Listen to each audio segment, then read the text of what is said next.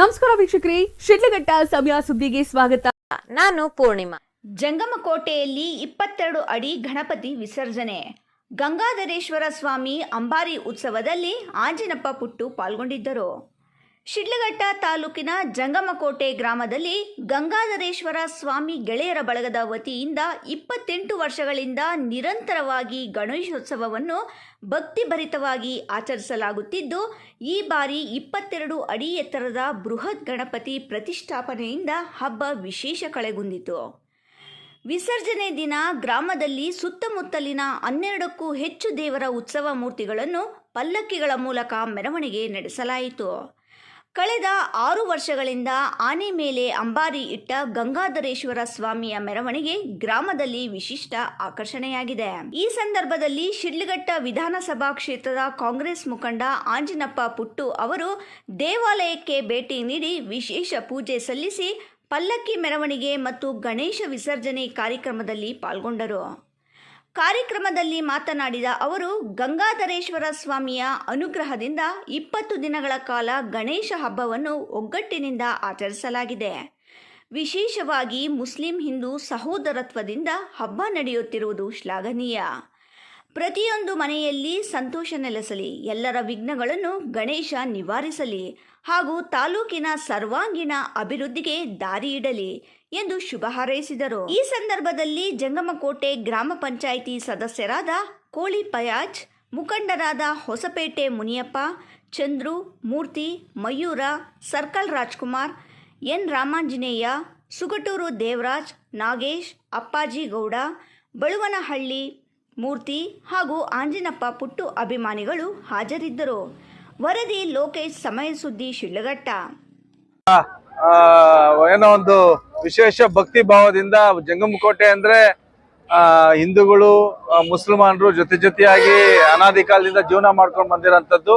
ಮತ್ತೆ ಇಲ್ಲಿ ಗಂಗಾಧರೇಶ್ವರ ಸ್ವಾಮಿಯ ದೇವಾಲಯ ಬಹಳಷ್ಟು ಪುರಾಣ ಪ್ರಸಿದ್ಧವಾದಂಥ ದೇವಸ್ಥಾನ. ವರ್ಷಕ್ಕೊಮ್ಮೆ ಇಲ್ಲಿ ಜಾತ್ರಾ ಮಹೋತ್ಸವದ ರೀತಿ ಪ್ರತಿ ವರ್ಷನೂ ಸಹ ಗಣೇಶ ವಿಸರ್ಜನೆ ಕಾರ್ಯಕ್ರಮ, ಅದ್ರ ಜೊತೆಗೆ ಗಂಗಾಧರೇಶ್ವರ ಸ್ವಾಮಿಯ ಉತ್ಸವ ಮಾಡೋಂಥದ್ದು ಮತ್ತೆ ಗ್ರಾಮ ದೇವತೆಗಳ ಉತ್ಸವ ಮಾಡೋಂಥದ್ದು ಸಹ ಈ ಗ್ರಾಮದ ಒಂದು ಸಾಂಪ್ರದಾಯಿಕ ಹಬ್ಬವಾಗಿ ಮಾಡ್ತಾ ಬಂದಿರೋಂಥದ್ದು.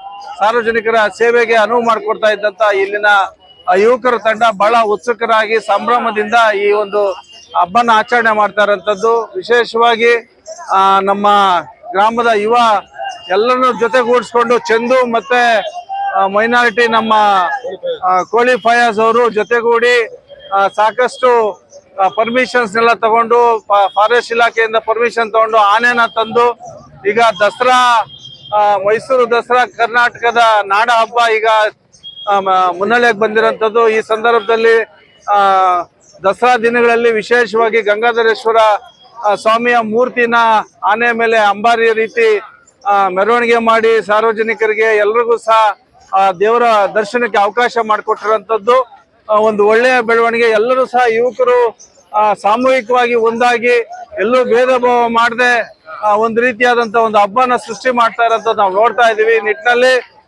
ಗಂಗಾಧರೇಶ್ವರ ಸ್ವಾಮಿ ಎಲ್ರಿಗೂ ಒಳ್ಳೇದ್ ಮಾಡ್ಲಿ, ಎಲ್ಲರ ಇಷ್ಟಾರ್ಥಗಳನ್ನ ಈಡೇರಿಸಲಿ, ಅವರ ಕಷ್ಟಗಳನ್ನ ದೂರ ಮಾಡ್ಲಿ, ಎಲ್ಲ ಸಮಸ್ಯೆಗಳಿಗೂ ಸಹ ಪರಿಹಾರ ಕೊಟ್ಟು ಮುಂದಿನ ದಿನಗಳಲ್ಲಿ ಶಿಡ್ಲಘಟ್ಟ ಆರ್ಥಿಕವಾಗಿ ಸಾಮಾಜಿಕವಾಗಿ ಎಲ್ಲ ರಂಗದಲ್ಲೂ ಸಹ ಮುಂದಕ್ಕೆ ಬರುವಂತ ನಿಟ್ಟಿನಲ್ಲಿ ಎಲ್ಲರ ಒಂದು ಪ್ರಯತ್ನದ ಭಾಗವಾಗಿ ಭವಿಷ್ಯದ ಶಿಡ್ಲಘಟ್ಟನ ಒಂದು ಭಗವಂತನ ಕೃಪೆಯಿಂದ ಮುಂದಕ್ಕೆ ತಗೊಂಡೋಗಂತ ಪ್ರಯತ್ನ ನಾವೆಲ್ಲ ಮಾಡೋಂಥದ್ದು ನಮ್ಮ ಜವಾಬ್ದಾರಿ ಆಗಿರ್ತದೆ.